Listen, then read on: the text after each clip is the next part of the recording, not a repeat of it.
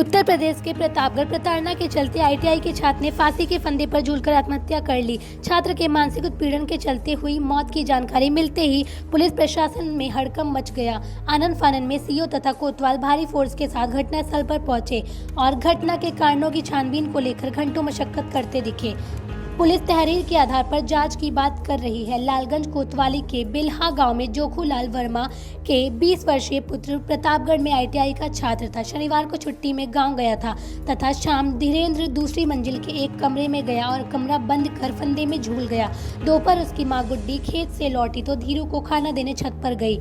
मां की आवाज देने पर भी कमरे के अंदर से कोई आवाज नहीं आई। इसके बाद मां ने कमरे को खटखटाया तो भी अंदर से कोई आवाज न मिलने पर वह अनहोनी की आशंका में कांप उठी। मृतक की मां ने कमरे में लगे रोशनदान से झांका तो अंदर का नजारा देख उसकी चीख निकल गई। गुड्डी की चीख को सुन परिजन भी छत पर पहुंच गए। परिवार के लोगों की चीख पुकार पर गांव के लोग भी बड़ी तादाद से जोखू वर्मा के घर पर जुट गए। आत्महत्या से पूर्व मृतक छात्र के पास से एक सुसाइड नोट भी पुलिस को मिला। सुसाइड नोट में मृतक छात्र ने आत्महत्या के लिए गाँव के ही प्रदीप सिंह पुत्र हीरा सिंह तथा उसके साले व भीषम सिंह को लगातार प्रताड़ना के चलते जवाबदेह बताया है। सुसाइड नोट में मृतक छात्र ने पिता के नाम भावनात्मक पत्र में कहा है कि वह कायर नहीं है, किंतु आरोपियों के उत्पीड़न के चलते वह आत्महत्या कर रहा है।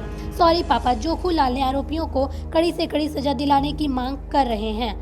मामले की जानकारी होते ही सीओ जगमोहन तथा कोतवाल संजय यादव और दरोगा सुनील रॉय भारी फोर्स के साथ मृतक के घर पहुंचे। सीओ तथा कोतवाल ने सुसाइड नोट कब्जे में लेते हुए परिजनों तथा ग्रामीणों से घटना के कारणों को लेकर घंटों पूछताछ की मशक्कत जारी रखी और सीओ जगमोहन ने बताया कि तहरीर के आधार पर जाँच के बाद कार्यवाही होगी।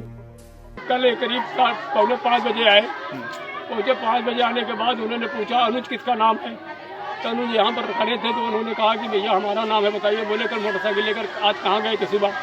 तो बोले भैया हम जो है कहीं नहीं गए थे, हम स्कूल गए थे। तो बोले अनुज तुम्हारा नाम है। बोले हाँ। तो बोले कि कब गए थे स्कूल। तो बोले सुबह गए थे 9 बजे। तो उन्होंने टाइम बता दिया। तो बोले फिर उन्होंने फ़ोन मिलाया। उनके लगने क्या नाम है भैया, जितने शक्ति भैया को फ़ोन मिलाया। शक्ति भैया को फ़ोन मिला तो उनका कहना उन्होंने कहा कि इनका नाम धीरू है। तो धीरू है तो धीरू को फ़ोन वहाँ से गुस्सा में गए और वहाँ से नल के पास उनको पाए तो वहाँ पर फ़ोन से बात कर रहे थे।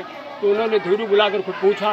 तो बाद में हमने पूछा भैया क्या बात हो गई, अगर कोई गलती हो तो बताइए, मैं पिता के समान हूँ और पिता हूँ उसका, और इसके बाद अगर कोई घटना घटी हो तो हमको बता दो। तो बोले नहीं टूर्नामेंट की बात हो रही, टूर्नामेंट वाले का नंबर चाहिए।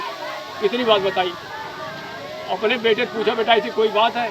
तो बोले पापा ऐसी कोई बात नहीं है, ये टूर्नामेंट वाले का नंबर मांग रहे हैं। फिर भी हमने साहब लड़के से एक ने पूछा कि बेटा ऐसे कोई बात हो बता दीजिए, नहीं बताया।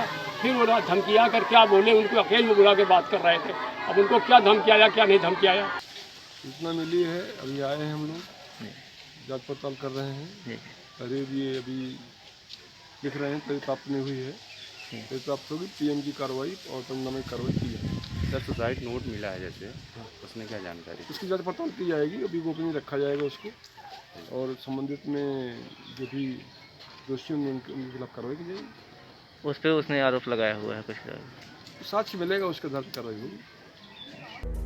प्रतापगढ़ से इंडिया डायरेक्ट न्यूज के लिए मोहित खरवार की रिपोर्ट।